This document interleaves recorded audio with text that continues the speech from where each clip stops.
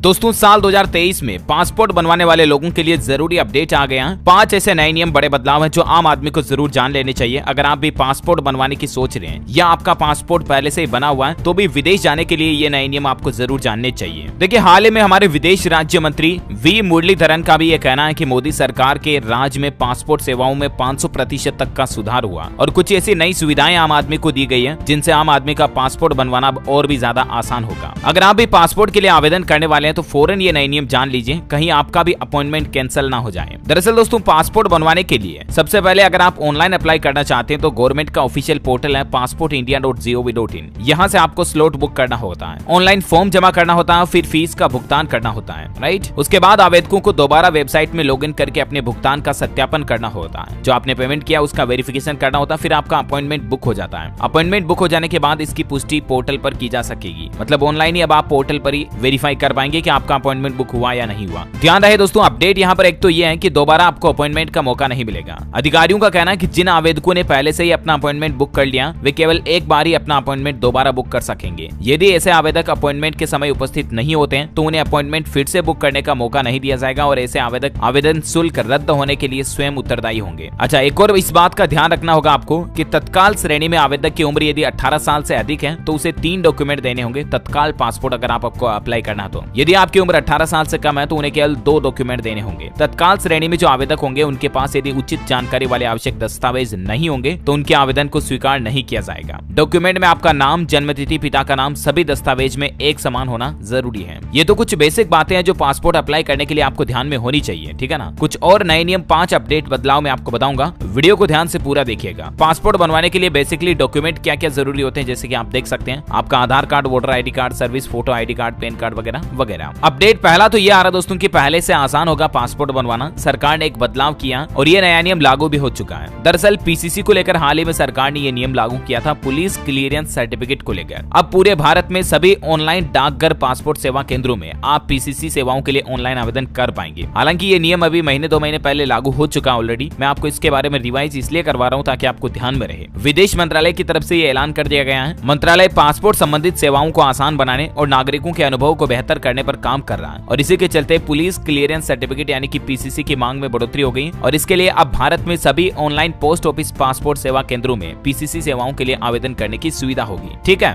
और अगला अपडेट देखिए दोस्तों, घर बैठे सत्यापित होगा पासपोर्ट। अब 15 दिनों में ही आपका पासपोर्ट बन पाएगा। आवेदक के घर जाकर सत्यापन करेंगे थाना प्रभारी। जी हाँ, प्रशासन की तरफ से एक नई पहल की गई है। पासपोर्ट बनवाने के लिए अब लोगों को थाने के चक्कर नहीं लगाने पड़ेंगे। वहीं अब 21 दिनों की बजाय मात्र 15 दिनों में ही लोगों का पासपोर्ट बनकर मिल जाएगा। फिलहाल ये सुविधा शुरू की गई है दोस्तों झारखंड की राजधानी रांची से और धीरे धीरे इस फैसिलिटी को देश के सभी राज्यों के सभी जिलों तक पहुंचाया जाएगा। अभी यहाँ पर आपको पासपोर्ट के लिए थाना प्रभारी खुद आपके घर पर आकर सत्यापन वेरिफिकेशन करेंगे, आपको थाने जाने की जरूरत नहीं होगी। अच्छा, पासपोर्ट से जुड़ा एक और अपडेट आ रहा है कि पासपोर्ट में एक नाम वाले लोगों के प्रवेश पर UAE ने रोक लगा दी है। एयरलाइंस को भी इस तरह के निर्देश जारी कर दिए हैं कि जिनके पासपोर्ट में सरनेम नहीं लगा होगा उनको अब आपको UAE यानी कि दुबई जाने की इजाजत नहीं होगी। भारतीय यात्रियों के लिए भी UAE की तरफ से ये नियम में बदलाव कर दिया गया। अब आपके पासपोर्ट पर आपका सरनेम होना जरूरी होगा। अगर दोनों नाम नहीं होंगे तो आपको वीजा नहीं मिलेगा। नवंबर 2022 से ये नियम लागू हो चुका है। नए नियम के मुताबिक यात्री के पासपोर्ट पर पहला और दूसरा नाम दोनों होना जरूरी होगा। जैसे कि फॉर एग्जांपल, अगर आपका नाम है मनोज शर्मा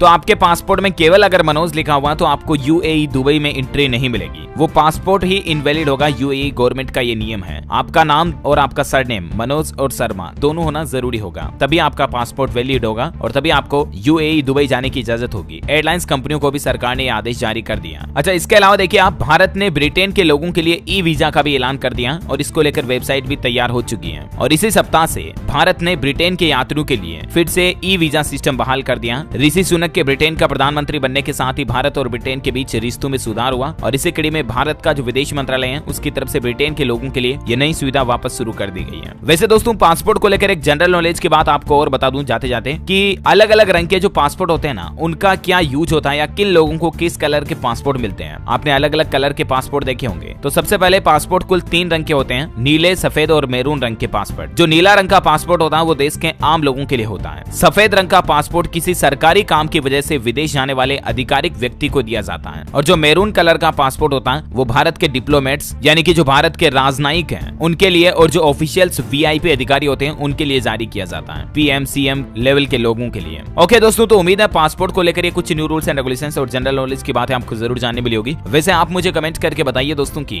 अगर आपको विदेश घूमने का मौका मिलेगा तो सबसे पहले आप किस देश में जाना चाहेंगे घूमने के लिए, कमेंट करके बताइए। साथ ही इस वीडियो को लाइक और शेयर करना और हमारे चैनल DLS न्यूज को सब्सक्राइब करके बेल आइकन जरूर दबा देना ताकि आपको रोजाना के ताजा अपडेट्स और काम की खबरें तुरंत आपके मोबाइल पर मिलती रहेगी। Thank you, take care, good bye, जय हिंद, जय भारत।